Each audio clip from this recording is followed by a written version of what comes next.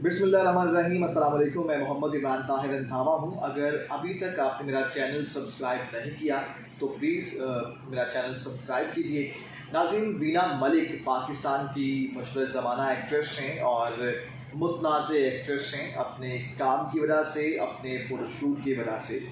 वीना मलिक ने वसीम बदामी साहब को एक इंटरव्यू दिया है निजी टीवी चैनल पर और वहाँ पर जो है कच्चा चट्टा खुल गया है वीना मलिक का कि वीना मलिक साहिबा जिस तरह से एक्टिवेट दिखाई देती हैं ट्विटर पर और बाकायदा लग ये रहा होता है कि वो पाकिस्तान तहरीक इंसाफ की बाकायदा रुकन हैं, मेंबर हैं।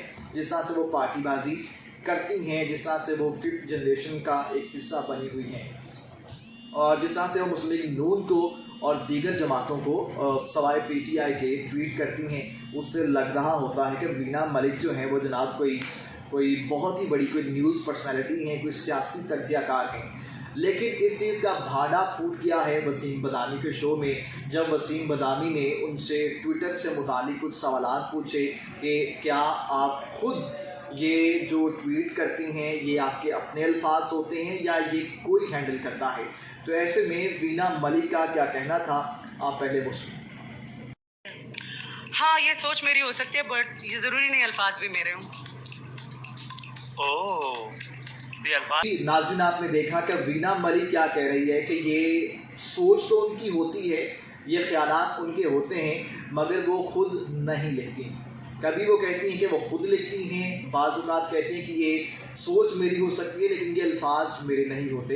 इसका मतलब ये हुआ कि ये कोई ऑपरेट कर रहा होता है, ये कहीं से चीज़ें डिक्टेट की जाती हैं, एक व्हाट्सअप मैसेज आता है और उस मैसेज के ज़रिए वो जो एक क्या कहते हैं हर इसमें मैं ये कहूँगा कि पाकिस्तान तहरीक इंसाफ की भी है, मुस्लिम लीग नून की भी है, पाकिस्तान पीपल्स पार्टी के भी जो सोशल मीडिया सेल हैं, तो वहाँ से जो एक मैसेज जनरेट होता है जो उनके नैरेटिव को बिल्ड करता है, वही नैरेटिव बनाता है, वही नैरेटिव ख़राब करता है, यही गाली गलौज ब्रिगेड है।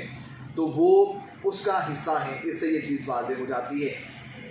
फिर आगे जाकर मैं एक आपको और क्लिप दिखाता हूँ जिसमें वीना मलिक साहिबा ये ट्वीट करती हैं कि ब्रॉडशीट की जो तहकीकात हैं वो जस्टिस अजमत सईद करेंगे और नानी की चीखें और नानी की चीखें। जब वीना मलिक साहिबा से ये पूछा जाता है, वसीम बदामी जब ये पूछता है कि हाँ वीना ये बताओ ये क्या मामला है, तो ऐसे में खसियानी हंसती रहती हैं और इधर उधर की हाँकती रहती हैं, उन्हें कोई बात नहीं आती। वीना क्या कहती है उस मौका पर वो भी देखिए।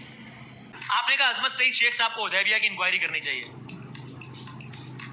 अब मैंने 2 एलियंस के नाम थोड़ी लिए, आपकी ट्वीट से जुमला उठाया मैंने जी। अजमत सईद शेख साहब कौन? अजमत सईद शेख क्या है हुदैबिया इंक्वायरी जो कि आप कह रही हैं इनको करनी चाहिए? आपने ट्वीट किया, ये कब की बात है? आप कहेंगे तो एग्जैक्ट तारीख बता दूंगा अभी मैं। तो कहा है तो ठीक। तो ये जनाब ये क्लिप आपने देखा कि वीना मलिक क्या कह रही हैं। मसला ये था वीना को पता ही नहीं है कि वीना का जो ट्विटर हैंडलर है वो कौन चला रहा है, क्योंकि ये उस ब्रिगेड का हिस्सा है, सोशल मीडिया ब्रिगेड का, जो कि PTI के लिए काम करते हैं। तो मैं ये नहीं कह रहा कि मैं PTI के साथ हूँ या मुस्लिम लीग नून के साथ हूँ या पाकिस्तान पीपल्स पार्टी के साथ हूँ, और हर किसी की अपनी चॉइस होती है। मगर अगर तो आप खुद उसको ट्वीट करें, आपके अपने अल्फाज हों, तो वो एक अलग चीज़ है। लेकिन आपको पता ही नहीं कि आप क्या ट्वीट कर रही हैं, ये मसला क्या है, तो उसमें डेफिनेटली फिर आपको सुर्खी का सामना करना पड़ता है। तो मसला ये है कि जो क्या कहते हैं, ये जो जज साहब हैं अजमत सईद शेख साहब, ये रहे हैं, इन्होंने 3 वज़ीर-ए-आज़म के साथ इनके मामलात रहे हैं। जब नवाज शरीफ साहब का दूसरा ज़माना था, दूसरा दौर था, तो उस वक्त जरदारी साहब के ख़िलाफ़ रेफरेंस बना था और उस रेफरेंस को जो था उसमें जो पैरवी करते थे वो ये करते थे जनाब अजमत सईद शेख साहब। साथ ही साथ आपको ये बताना चलूँ कि जिन जजों ने पैनमा केस में नवाज शरीफ साहब को नहल किया था, उन जजों में ये जज अजमत सईद शेख साहब शामिल थे। और ब्रॉडशीट का जो मामला है वो इसलिए ब्रॉडशीट के मामले में इस रिटायर्ड जज को ये तहकीकात दी गई थी क्योंकि ये बतौर डिप्टी प्रोसिक्यूटर नैब जो है वो काम सर अंजाम देते रहे हैं। इस पॉइंट ऑफ व्यू से तो ये मामला जो था नैब वीना मलिक को पता होना चाहिए था, तो वीना को बिल्कुल नहीं पता था, इसलिए नानी की चीखें निकलनी थी। तो नानी कौन है? नानी मरियम नवाज शरीफ साहिबा को कहा जाता है। तो ये चीज़ें पता होनी चाहिए थी वीना मलिक साहिबा को, तो वीना मलिक साहिबा को कुछ पता नहीं था। ये चीज़ें। आगे बढ़ते हैं। इसी प्रोग्राम के अंदर बदामी जब सवाल पूछता है कि आपने ड्रेस कोड के पॉइंट ऑफ व्यू से बात की है कि जो फिल्म इंडस्ट्री है उसका एक ख़ास ड्रेस कोड होना चाहिए, तो उससे क्या मुराद आपका? उसने कहा कि जैसे डॉक्टर्स का यूनिफॉर्म होता है, जैसे स्कूल गोइंग बच्चों का ड्रेस कोड होता है, ऐसे ही एक हमारी जो फिल्म इंडस्ट्री है उसका भी ड्रेस कोड होना चाहिए। आप इस बयान पे जितना हंस सकें वो उतना ही कम है, क्योंकि वीना मलिक साहिबा इंडस्ट्री के अंदर रहकर किस किस्म के काम करती रही हैं ये सबको पता है। ये किस किस्म के क्या कहते हैं फ़ोटोशूट करवाती रही हैं वो सबको पता है, और किस किस्म के गाने और सीन करती रही हैं वो भी सबको पता है। इनके एक सीन की झलक मैं आपको दिखाता हूँ, ये देखिए।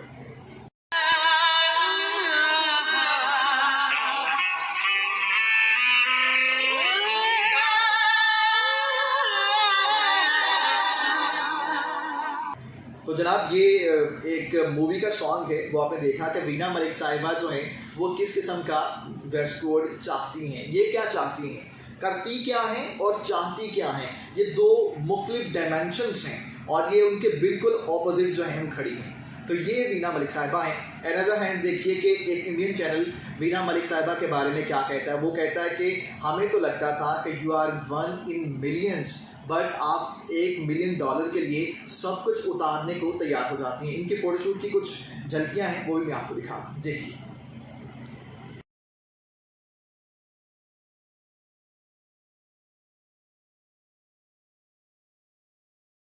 You're 1 in a million, लेकिन तुम तो सब कुछ दिखाने के लिए तैयार हो for just 1 million. Veena, I think your nude pictures are worth much more, so do not settle for less. तो जनाब ये वीना मलिक साहिबा जो हैं वो बुरी तरह से क्या कहते हैं वो एक्सपोज हो गई हैं, और वीना मलिक साहिबा जो कहती हैं वो कहती कुछ है करती कुछ हैं।